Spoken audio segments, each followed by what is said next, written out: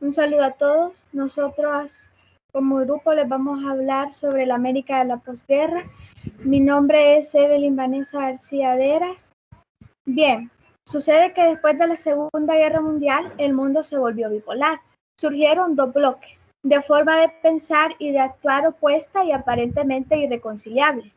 Entonces dichos bloques se volvieron al mundo un tablero de ajedrez en la política internacional. Todos los países, a excepción de Estados Unidos y de la Unión Soviética, eran los peones del tablero.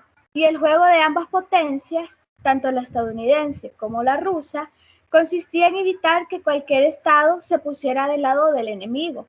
Porque si esto pasaba, la balanza de la política internacional se iba a favor de un lado o del otro. Bajo tal escenario, Estados Unidos encrudeció sus medidas intervencionistas, pero de esto hablaremos más adelante.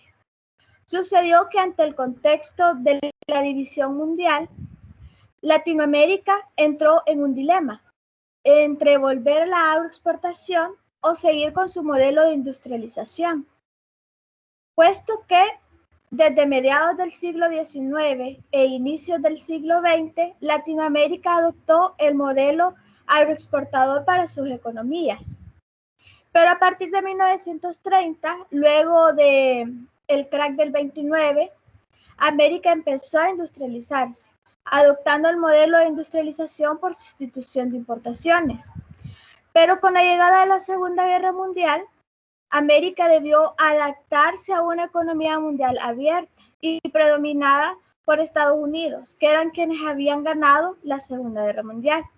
Entonces los países de la región no sabían si volver al modelo agroexportador, que era algo que querían los terratenientes y los oligarcas de la época, o si profundizar en su industrialización. Al final optaron por lo segundo, teniendo mayor rasgo de la industrialización los países más grandes de la región, como Argentina, Uruguay y México. El centro de dicha economía fue la economía interna y se promovió que se elevara la calidad de vida de los sectores populares, que se apostara por el consumo sin saber que esto llevaría al consumismo y que se diera un crecimiento demográfico y que además se urbanizara la región. El modelo de industrialización funcionó mayormente de 1940 a 1975. En este punto se necesitó del estado de bienestar, que además mejorara la educación, la salud y generara empleos. Con esto se buscaba ayudar a la consolidación de la industrialización como modelo económico. Pero el mercado americano tenía el problema de ser pequeño y de saturarse, necesitando posteriormente de préstamos, aumentando cada uno de los países sus deudas externas y necesitando de la inversión extranjera, que a veces resulta peligrosa porque genera el capital golondrina, que es que cuando un inversor se va, se lleva el capital y sus ganancias consigo y deja el desempleo en la población. A continuación, continuará mi compañera Roxana. Mi nombre es Roxana Patricia Rafaela de Peña. Continuando con el tema, con el deseo de los estados de preservarse en el modelo industrial, los oligarcas conservadores que deseaban volver a la exportación estaban descontentos y eso generó conflictos sociales como el golpe de estado a Fulgencio Batista en Cuba en 1959, donde se originó una revolución socialista encabezada por Castro. Y a esto se le sumó que con la industria surge la clase obrera, el proletariado y también surgen los sindicatos que empezaron a pedir derechos como jornadas laborales justas, salarios dignos y derechos de ciudadano como el derecho al sufragio universal.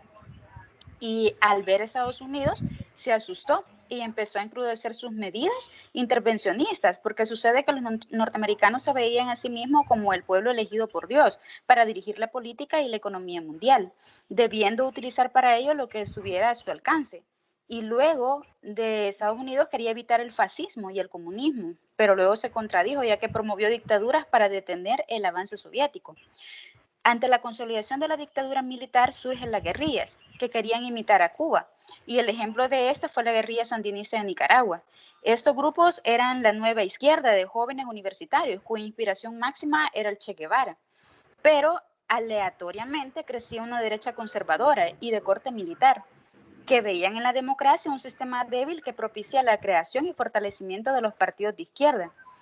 Ambos extremos miraban a la democracia como algo no viable, lo que llevó a una espiral de violencia que principalmente se manifestó en guerras civiles. Para ese entonces, Estados Unidos empezó a maquinar cómo revertir la revolución cubana y cómo evitar que el resto de Latinoamérica se anexara el bloque comunista.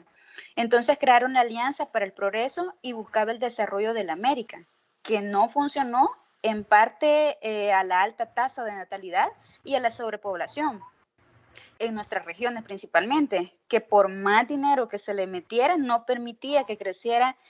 Ante eso Estados Unidos vio que invertir en América no le serviría y creó la doctrina de seguridad nacional, donde ellos apoyaban a la milicia para que estos vigilaran a la población y los restringieran, evitando que se organizaran en grupos guerrilleros. Y así fue que en América se formaron dos bandos, la de derecha militar y las guerrillas, que se enfrentaron a los años sucesivos y cuyos conflictos más o menos acabaron al terminar la Guerra Fría, ganada por los Estados Unidos, a partir de lo cual el mundo se monopolizó al capitalismo. Y esa sería nuestra explicación sobre la temática de este día.